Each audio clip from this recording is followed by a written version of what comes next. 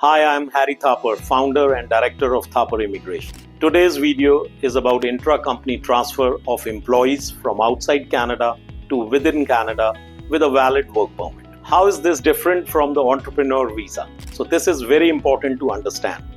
A lot of people think that buying any company would allow them a work permit either for themselves or for their senior employees. So an investment-based visa is primarily based on two things: the amount of investment you make and the region where you will be making that investment, because every province has their own rules and laws. So then there are point system, and post the point system, if you are eligible, then you get a conditional 2-year permanent residency, which is removed after 2 years once you fulfill all the conditions. So that's your investment visa. But today we are talking about the intra-company transfer visa for an employee who's already working for a company outside Canada, and now that company wants to start either a branch of their business in Canada or they want to buy a relevant business in Canada, and they want one of the employees from the senior management or a specialized knowledge employee from the parent company who could at least handhold the new company in Canada and run it as per the policies of the parent company outside Canada. So this is intra-company transfer of an employee from outside Canada to within Canada. So basically intra-company transfer में चाहे आप senior employee हैं, कोई specialized worker हैं, या owner हैं आपके existing business के outside Canada, और आप एक branch खोलते हैं Canada में, या आप एक रनिंग बिजनेस है जो आपकी इंडस्ट्री से रिलेटेड है, आपने उसको बाय आउट कर लिया, तो जो सीनियर ओनर है, कंपनी का डायरेक्टर है, कंपनी में पार्टनर है, या सीनियर एम्प्लॉय, वहां पर भेजा जा सकता है through this intra company transfer of employee from outside Canada to within Canada. इसमें सबसे पहला और इंपॉर्टेंट चीज है कि जो कंपनी आउटसाइड कनाडा है, चाहे वो प्राइवेट लिमिटेड हो, चाहे वो पार्टनरशिप फर्म हो या एलएलपी हो, वो कंपनी की एलिजिबिलिटी भी है कि वो कनाडा में एक बिजनेस स्टार्ट कर सकती है या नहीं। सो नंबर 1 एलिजिबिलिटी है कि आप एटलीस्ट 5 साल से इसी रेलेवेंट इंडस्ट्री में जिसमें आप ब्रांच खोलना चाहते हैं, आप आउटसाइड कनाडा आपका बिजनेस रन कर रहा था। सो 5 years of minimum business actually running outside Canada.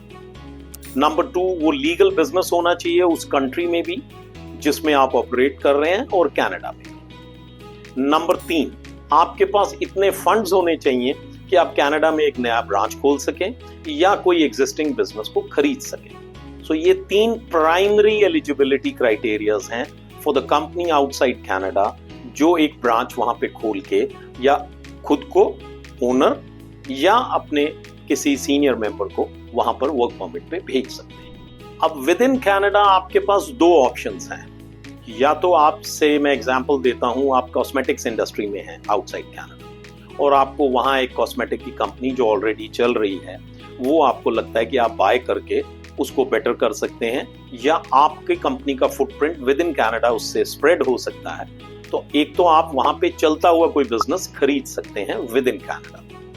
दूसरा है कि आप एग्जैक्टली अपनी कंपनी की अपने बेसिस पे एक नई ब्रांच खोलते हैं कनाडा के अंदर। सो एक बिल्कुल न्यू सेटअप आप लगा रहे हैं।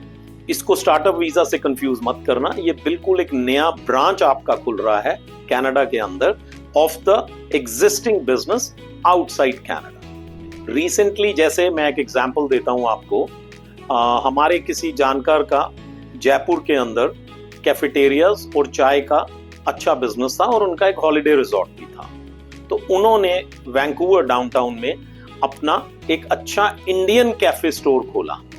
सो वो एलिजिबल थे।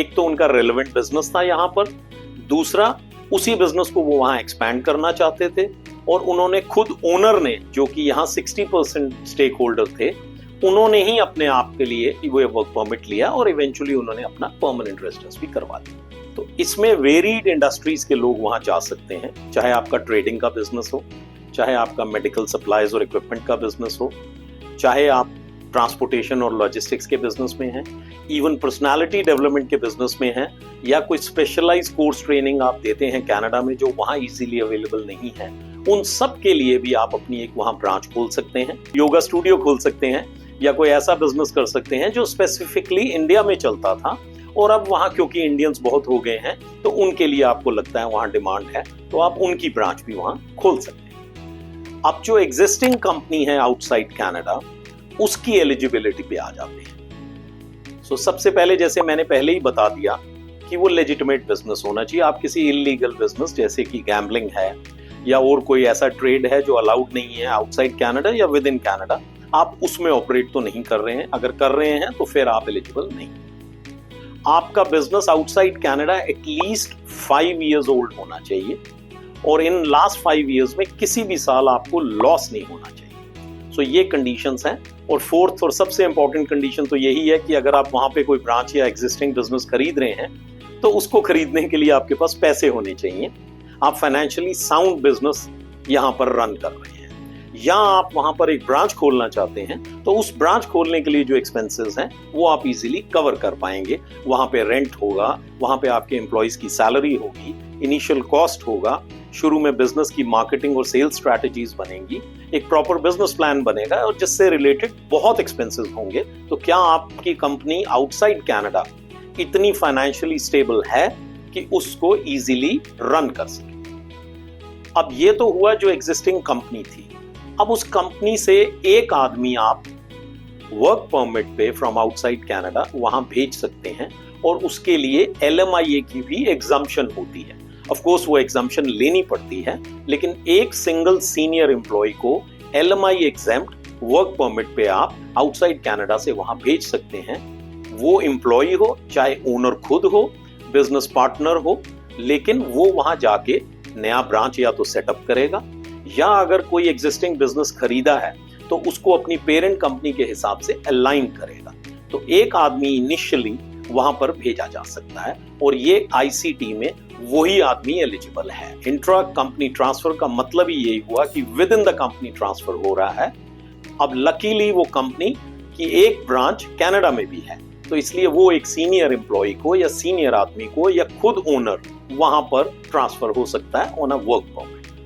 अब जैसे मैंने बताया कि इसके 2 तरीके हैं। आप किसी एग्जिस्टिंग कंपनी को भी बाय कर सकते हो कनाडा में, या अपनी ही कंपनी की एक ब्रांच खोल सकते हो। तो पहले हम बाय आउट की बात करते हैं। आपने अगर एक एग्जिस्टिंग कंपनी जो वहां चल रही थी उसको बाय आउट किया है तो बहुत सिंपल है, आपके पास पैसे हैं, आपने कंपनी बाय आउट कर ली और एक आदमी जाके उसको वहां संभालेगा। तो इस प्रोसेस के अंदर आपको बहुत ज्यादा कंफ्यूजन नहीं है। कंपनी के पॉइंट ऑफ व्यू से जो आउटसाइड कनाडा है, यही बेसिक उसमें जो मैंने फंडामेंटल बताए हैं एलिजिबिलिटीज के, वही लगेंगे। अगर आप एक नया ब्रांच खोल रहे हैं वहां और एग्जिस्टिंग कोई सेटअप नहीं था तो फिर आपकी एलिजिबिलिटी क्राइटेरियाज उस कंपनी की बदल जाती है। उसमें क्या ऐड होगा? नंबर 1, अभी आपको वहां कंपनी एस्टैब्लिश करनी है। नंबर 2, उस कंपनी को अलाइन करना है with the employment department of Canada so that आपके लिए LMI निकाली जा सके। वंस वो LMI निकल जाती है तो वहां जाके आपको बैंकिंग स्टार्ट करनी है और सारे अपने लीगल डॉक्यूमेंट्स को कंप्लीट करना है। तो वहां पर CPA की भी रिक्वायरमेंट होगी। ये मैं बात कर रहा हूं जब आप एक नई ब्रांच खोल रहे हैं, एक टोटली न्यू सेटअप कनाडा में स्टार्ट कर रहे हैं। और इसमें एक इंपॉर्टेंट बात एक न्यू कंपनी के लिए मैं और बता देता हूं कि उनको 2 कैनेडियन सिटीजन्स या परमानेंट रेजिडेंट्स को एम्प्लॉयमेंट भी देनी होगी। सो बेसिकली कनाडा क्या देख रहा है? आपने तो देखा कि आपको अपॉर्चुनिटी है, आप वहां बिजनेस करना चाहते हैं, आप एक्सपैंड करना चाहते हैं और नॉर्थ अमेरिका में आपको फुट होल्ड मिल रहा है। कनाडा क्या देख रहा है? कनाडा इकोनॉमिक बेनिफिट्स देख रहा है। आपके आने से 2 लोगों को एम्प्लॉयमेंट मिलेगी, आप इन्वेस्टमेंट लेके आएंगे, आप वहां बिजनेस करेंगे तो उनके टैक्सेस बनेंगे। सो कनाडा अपना इकोनॉमिक बेनिफिट देख रहा है और उसकी उनकी क्राइटेरियाज हैं। अगर आप वो क्राइटेरियाज फुलफिल करते हैं तो ये एक बहुत आसान तरीका है for a senior level person और द ओनर और डायरेक्टर ऑफ द कंपनी कि कौन जा सकता है। अभी तक हमने बात की कि उस कंपनी की एलिजिबिलिटी क्या थी या कनाडा क्यों बुला रहा है, लेकिन अब बात करते हैं कि वहां कौन जा सकता है। तो इसमें 2 बेसिक उसमें डिविजन्स हैं। या तो आप सीनियर लेवल के एग्जीक्यूटिव हो, या आप ओनर हो, या आप डायरेक्टर हो, या आप पार्टनर हो, या फिर आप उस इंडस्ट्री की कोई ऐसी स्पेशलाइज्ड नॉलेज रखते हैं जैसे कोई IT या सॉफ्टवेयर में आपने को कोर्स किया हुआ है और आपकी कंपनी वही रेलेवेंट बिजनेस के अंदर है, या फिर आप कोई वर्कशॉप रन करते हो और आप फ्लोर मैनेजर हो और पूरी असेंबली लाइन आप ही को समझ आती है कि जो हमारा फाइनल प्रोडक्ट बनेगा उसमें किस स्टेजेस पे क्या करना है, तो एक न्यू सेटअप के लिए ऐसा आदमी जो स्पेशलाइज नॉलेज वाला है वो भी जा सकता है। सो इसमें बेसिकली दो लोग हैं, ओनर सीनियर्स या फिर स्पेशलाइज नॉलेज वाला। अब ओनर तो जो शेयर होल्डिंग होगी वो ओनर है ही, प्राइवेट लिमिटेड है तो आपके स्टेक्स होंगे, पार्टनर है तो आप पार्टनर होंगे, और अगर आपका कोई और कंपनी का सेटअप है जिसमें और भी ओनर्स हैं तो वो लीगली आपका शेयर होल्डिंग होगा, तो वो तो वहां से प्रूव हो जाएगा कि you been part of this industry and part of this business for a long time. लेकिन सीनियर एम्प्लॉय के लिए कुछ एलिजिबिलिटी क्राइटेरियाज हैं। सीनियर एम्प्लॉय वो होना चाहिए जो हर वर्टिकल को समझता है, क्योंकि आपने अगर नया ब्रांच खोलना है तो उसको हर वर्टिकल की समझ होनी चाहिए। सो नॉर्मली जैसे जनरल मैनेजर्स होते हैं, वाइस प्रेसिडेंट होते हैं कंपनी के, जिनका हो सकता है कंपनी में स्टेक भी हो, वो 10% ओनर भी हो और जनरल मैनेजर भी हो, या वाइस प्रेसिडेंट है और 5% स्टेक भी है, तो उनको आपकी कंपनी के जितने मैनेजर्स हैं हर वर्टिकल के, वो उनको रिपोर्ट करते हो और वो इंटर्न या खुद ओनर हैं या ओनर को रिपोर्ट करते हो, तो वो सीनियर मैनेजर्स एग्जीक्यूटिव्स होते हैं, उनके बहुत सीनियर नॉक कोड्स होते हैं, तो वो एलिजिबल है। तो ये हुआ सीनियर लेवल। सेकंड है स्पेशलाइज्ड नॉलेज। तो स्पेशलाइज्ड नॉलेज वाला जो आदमी है उसको उस इंडस्ट्री की उसकी एजुकेशन बिल्कुल स्पेसिफिक होनी चाहिए। नॉर्मल एक एग्जांपल दे रहा हूं कि आपने पढ़ाई तो बीकॉम की हुई है और आप कह रहे हैं कि मैं आईटी का प्रोफेशनल हूं और आईटी की कंपनी मेरे बिना नहीं रन कर पाती, तो वो नहीं एलिजिबिलिटी में आएगा। आपकी एजुकेशन, आपका प्रोफेशन और आपका एक्सपीरियंस, ये तीनों मैच करने चाहिए और आप बहुत फंडामेंटल होने चाहिए उस बिजनेस को रन करने के लिए, तभी उसको स्पेशलाइज्ड नॉलेज कहते हैं। जैसे कि कोई वर्कशॉप का अगर फोरमैन भी है तो वो भी जा सकता है, लेकिन उसके पास मैकेनिकल एटलीस्ट डिप्लोमा होना चाहिए, अगर डिग्री नहीं है उसके पास 5-7-10 साल का एक्सपीरियंस इंडस्ट्री का होना चाहिए। वो आदमी 3 साल में, और ये दोनों के लिए एलिजिबिलिटी है, एम्प्लॉय कोई भी अगर जा रहा है तो वो पिछले 3 साल में कम से कम 1 साल कंटिन्यूस आपकी कंपनी में उसने काम किया हो। जब मैं कहता हूं काम किया हो तो वो फुल टाइम काम होना चाहिए और पेड काम होना चाहिए। तो ये इंपॉर्टेंट क्राइटेरिया है। आप ऐसे ही नहीं किसी को कह सकते कि हम इसको भेजना चाहते हैं। सो ये सब एलिजिबिलिटीज हैं जिसके थ्रू आप जा सकते हैं, लेकिन आप एलिजिबल होने चाहिए। अब अगर आप नया ब्रांच खोल रहे हैं, ये एक बिल्कुल नई सेटअप है, तो अब आपको कनाडा के अंदर, जैसे कि एम्प्लॉइज के लिए आपने देखा होगा नॉक कोड और टियर कोड होते हैं, ऐसे ही इंडस्ट्रीज और बिजनेस के लिए नेक्स कोड होता है, NAICS, north American industry classification system. Next code के अंदर इंडस्ट्री आती है, उस इंडस्ट्री का आगे बाइफर्केशन आता है और फिर वो जो सर्विसेज फाइनली प्रोवाइड कर रहे हैं वो सब एक 6 डिजिट नंबर में मेंशन्ड होता है। तो आपका वो रेलेवेंट नेक्स कोड होना चाहिए जो नॉर्मली आपका कंसल्टेंट पिक करेगा, और उसके बाद ही आप आगे बढ़ सकते हैं। अब नेक्स्ट स्टेप आता है, आपकी भी एलिजिबिलिटी कंपनी की भी हो गई और आपने एक डेडिकेटेड एम्प्लॉय भी पिक कर लिया। तो अब थ्रू दैट LMI एग्जाम्प्ट उस एम्प्लॉय के लिए work permit application outside Canada लगे। अब इसमें यह समझना बहुत इंपॉर्टेंट है कि अगर आप सीनियर मैनेजर या ओनर ऑफ द कंपनी हैं तो आपका वर्क परमिट मैक्सिमम 7 इयर्स के लिए एक्सटेंड हो सकता है, और अगर आप स्पेशलाइज्ड नॉलेज में जा रहे हैं तो आपका वर्क परमिट मैक्सिमम 5 इयर्स के लिए एक्सटेंड हो सकता है। So this is important to understand, और एक ये इंपॉर्टेंट डिफरेंस है कि कौन जाएगा। एक केस में 7 साल तक की मैक्सिमम एक्सटेंशन है और दूसरे में 5 साल तक की। Now this work permit will be a closed work permit. तो closed work permit का मतलब है आप सिर्फ इसी कंपनी की इसी स्पेसिफिक ब्रांच या एक नया बिजनेस जो बाय किया, आप सिर्फ उसी के लिए काम कर सकते हैं, आप किसी और के लिए काम नहीं कर सकते। सो इम्पोर्टेंट है कि ये क्लोज्ड वर्क परमिट है। वैलिडिटी मैंने पहले ही बता दी है, और इस वर्क परमिट के बेस पे आगे चल के अगर आप एलिजिबल हैं, मुझे नहीं मालूम जो जाने वाला है उसकी क्या एज है, उसकी क्या इंग्लिश लैंग्वेज कैपेबिलिटीज हैं, या उसके और क्या फंडामेंटल्स कितने करेक्ट हैं, लेकिन अगर वो एक्सप्रेस एंट्री में एलिजिबल है और उसका किसी भी ड्रॉ में नाम आता है तो वो आगे चल के परमानेंट रेजिडेंसी भी कनाडा की ले सकता है। अभी रिसेंटली एक फैमिली ऑफ 4 हैं दिल्ली एनसीआर से, हस्बैंड वाइफ और 2 बच्चे। तो हस्बैंड का यहाँ पर लॉजिस्टिक्स बिजनेस था दिल्ली के अंदर। सो उनका एक्सप्रेस एंट्री से परमानेंट रेजिडेंसी अप्रूवल आ गया है पूरी फैमिली का।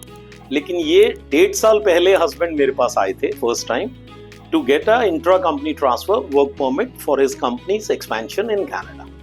सो 1.5 साल के अंदर हमने पहले डिस्कशंस की, कंपनी की एलिजिबिलिटी देखी, वहां पर एक बिजनेस रजिस्टर किया, इनका बिजनेस प्लान बनाया। उस बिजनेस प्लान और रजिस्ट्रेशन के बेस पे हमने आईआरसीसी से इनकी एलएमआईए की एग्जाम्पशन ली। उसके बाद इंडिया से इनका वर्क परमिट अप्रूवल फाइल किया। ये जेन्युइनली वहां पर गए और इन्होंने ट्रकिंग का बिजनेस शुरू किया। अभी ये 1 साल पहले जब ये शुरू कर दिया उन्होंने बिजनेस, तो 3 महीने पहले ये एलिजिबल हो गए एक्सप्रेस एंट्री के लिए, और हमने इनकी एक्सप्रेस एंट्री में एप्लीकेशन लगाई और इनका पूरी फैमिली का परमानेंट रेजिडेंस आ गया। लेकिन हम बेसिकली आपको वर्क परमिट तक का समझा रहे हैं कि this is how you get a work permit for one employ from outside Canada to start a new business in Canada और to buy out a business which is already existing in Canada. This is the best way to enter Canada on a work permit. If you already have a business outside Canada, or you work for a business at a very senior level, or you think that you have a specialized knowledge, this is one of the finest ways to enter Canada with a valid work permit. Thank you for watching this video. If you like it, do subscribe and share as well.